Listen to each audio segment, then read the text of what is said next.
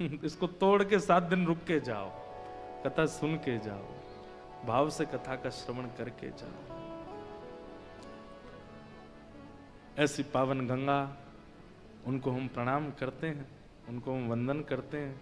ये हमारे लाला के चरणों से प्रकट हुए हैं, इन्हें बारंबार नमन करते हुए आइए आज प्रथम दिवस के महात्म की चर्चा में हम लोग प्रवेश करते हैं। देखो, महात्म के पहला श्लोक ही गंगा जी का द्योतक है, सुनिएगा।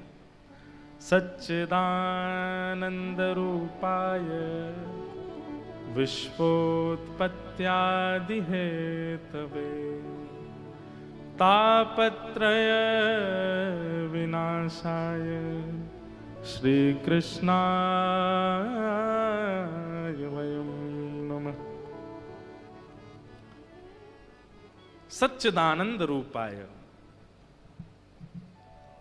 3 रूप बताए गए भगवान के, सत्य, चैतन्य और आनंद। अब अनेक बार इस श्लोक की व्याख्या ठाकुर जी के रूप पर की है,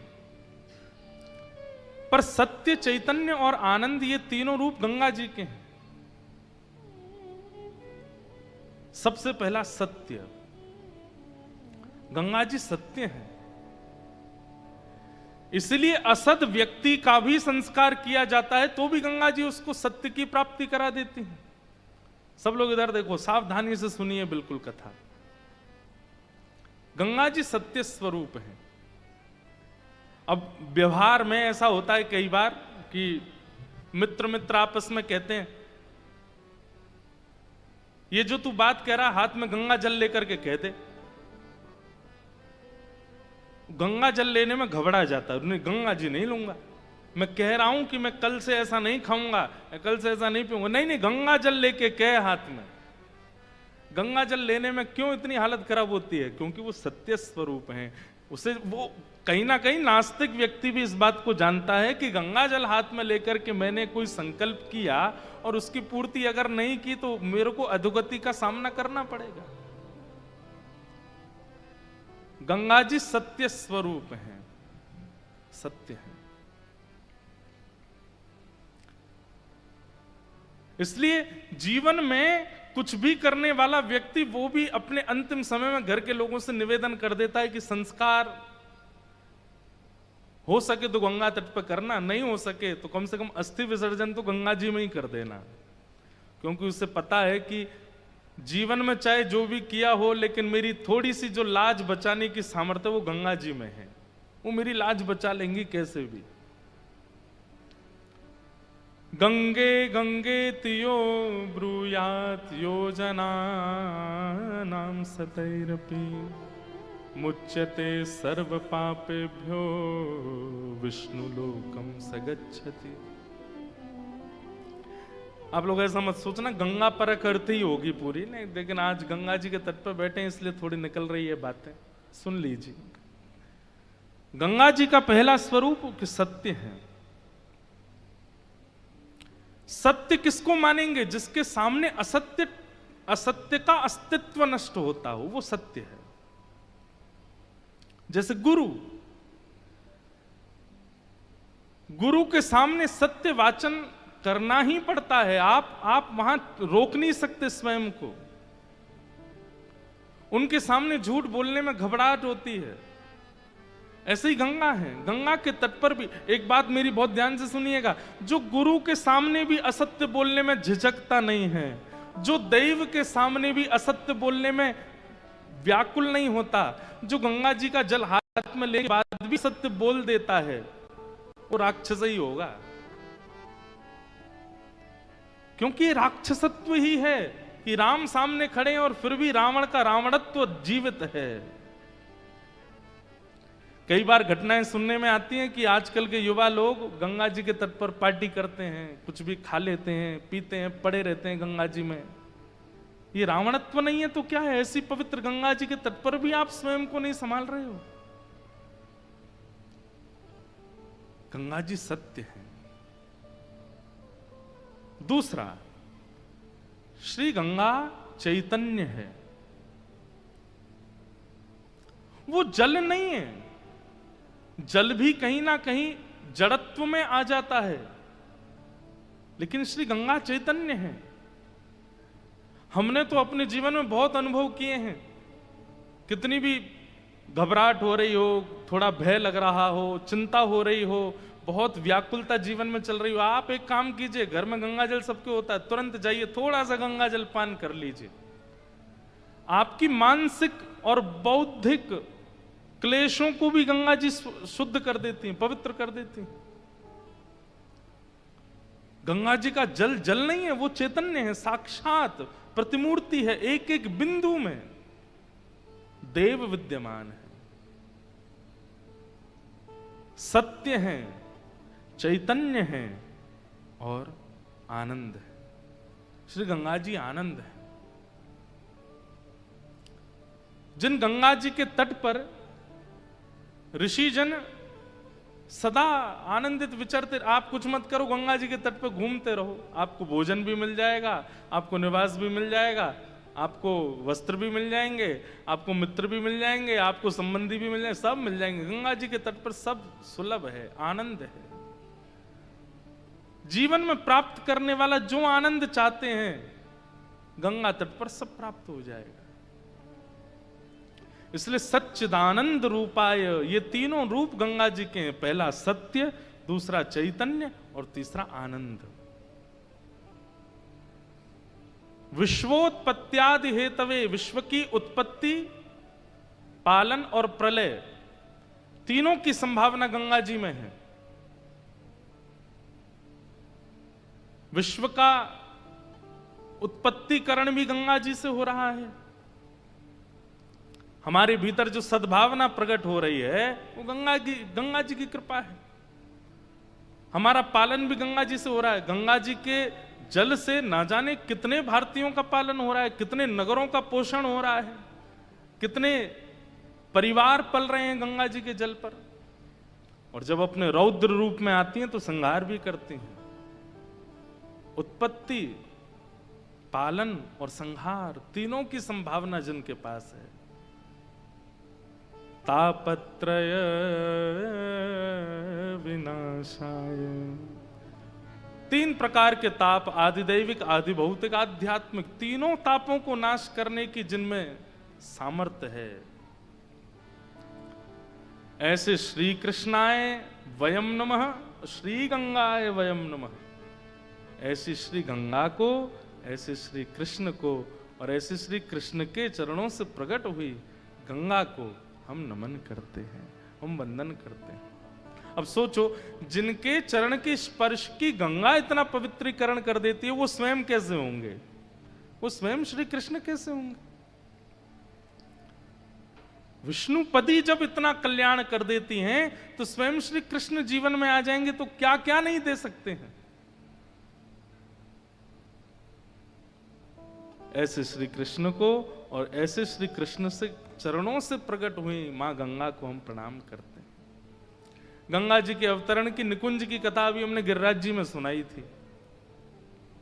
श्री राधा कृष्ण का प्रेम विगलित स्वरूप भी है। अब वो कथा और विस्तार से हम एक दिन सुनाएंगे। कथा में थोड़ी और लीला में प्रविष्ट हो जाएं, थोड़ी और निकुंज की भावनाएं आ जाएं, फिर सुनाएंगे कि श्री गंगा जी राधा कृष्ण मिलित स्वरूप हैं। तो ऐसी पावन गंगा मैया को बारंबार प्रणाम। महात्मा की कथा आज हम लोग सुनेंगे।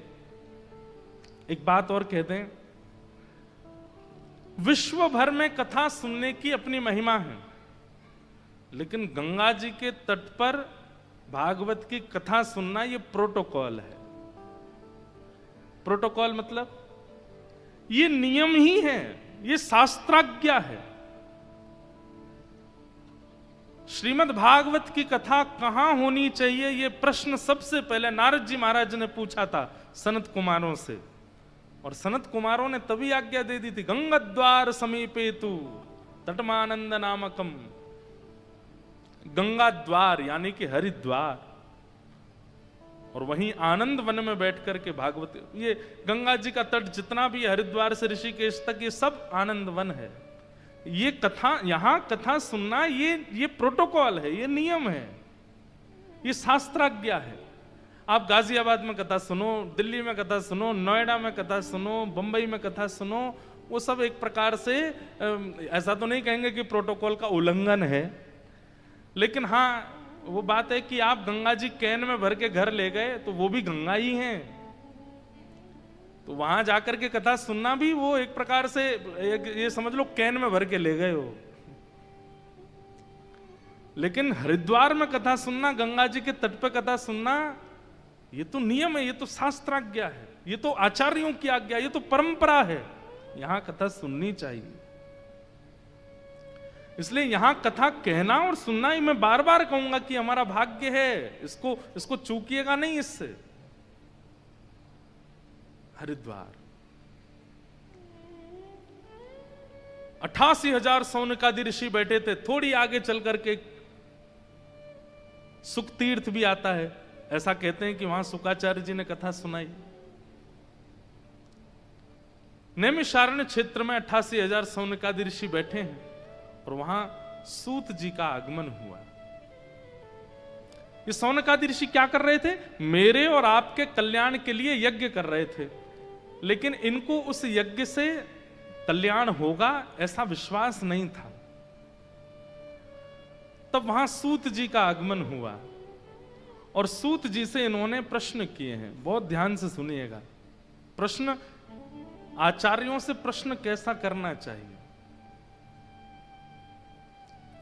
आजकल एक नया प्रकल्प चालू हुआ कथाओं में कि कथा सुनाने के बाद व्यास जी फिर मौका देते हैं कि भाई सब लोग प्रश्न करो, चलो सबके पास माइक घूमेगा, कुछ कुछ पूछो। कई कथाओं में ऐसा होता है और कई कथाओं में ऐसा नहीं होता। तो ऐसा होता है कि जो भी जिज्ञासु हैं वो कुछ लिख करके पर्ची मंच पर दे दो। हमारी कथा में भी यही होता है कि पर्चा आप दे दो, हमारे आने से पहले हम देख लेंगे, अगर अनुकूल प्रश्न होगा तो उसका उत्तर देंगे। लेकिन इतनी व्यवस्था मिलने के बाद भी लोग क्या प्रश्न करते हैं? उत्तर तो बाद की बात है, प्रश्न करना नहीं आता हमको।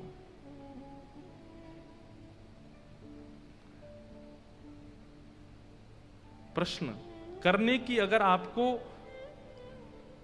छूट मिली है तो प्रश्न कैसा होना चाहिए, सुनिए। सौनकादि ऋषि कह रहे हैं सूत जी महाराज से, क्या? इह घोरे कलौ प्रायो जीवाश्चासुरतां गता क्लेशाकान्तस्य तस्यैव शोधने किं परायणम्। क्या प्रश्न कर रहे हैं?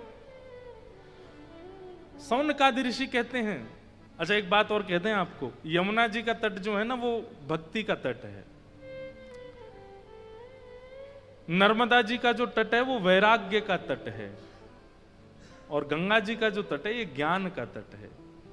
इसलिए ऐसा नहीं है कि हम निकुंज लीलाएं यहां नहीं कहेंगे, कहेंगे, पर यहां थोड़ा ज्ञानवर्धक प्रसंग ज्यादा रहेंगे। इसलिए बहुत ध्यान से सुनिएगा, चूकिएगा नहीं, एक शब्द भी छोड़िएगा नहीं।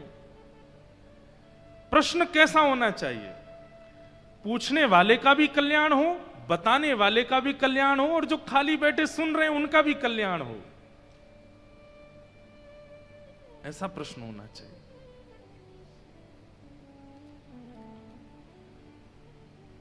सौनकादि ऋषि कह रहे हैं कि महाराज इस घोर कलिकाल में जहां पर जीवाश्चाम सुरताम गतः, जहां पर जीव असुर बनता जा रहा है। सब लोग इधर देखिए, कभी कभी सोच करके रूह कांप जाती है कि हम सच में मानव हैं।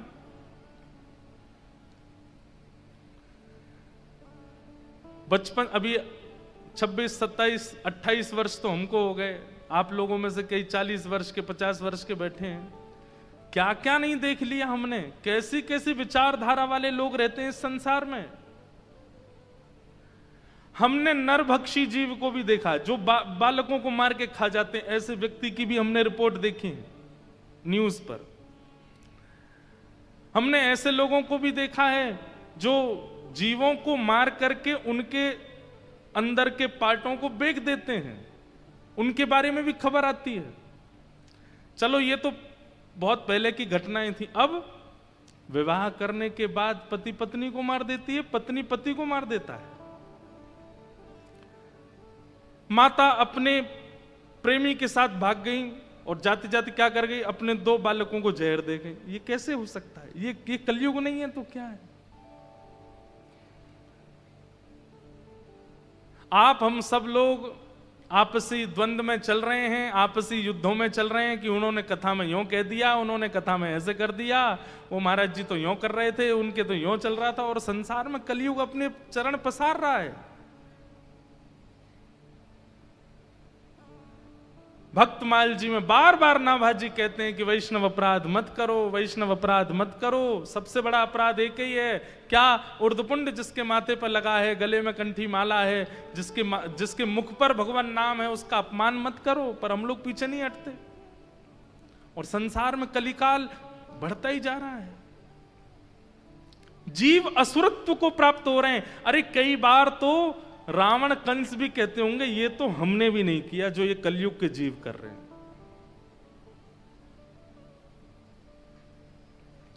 अभी संत जन आयोजन करते हैं कि गौ हत्या बंद हो।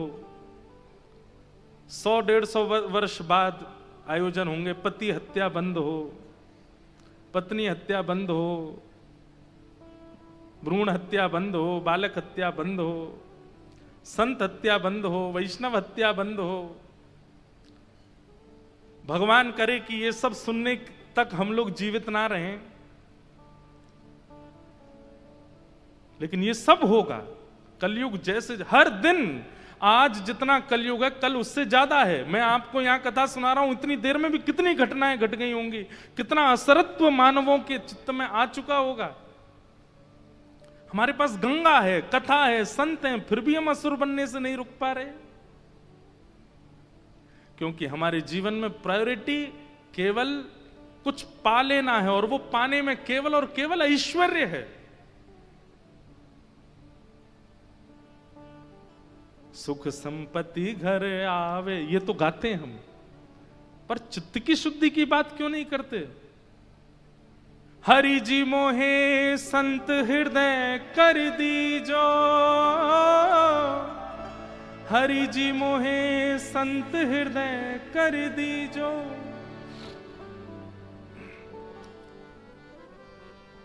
छल बल निंदा कपट भाव सो दूर मोहे रख दीजो, हरि जी मोहे संत हृदय कर दीजो।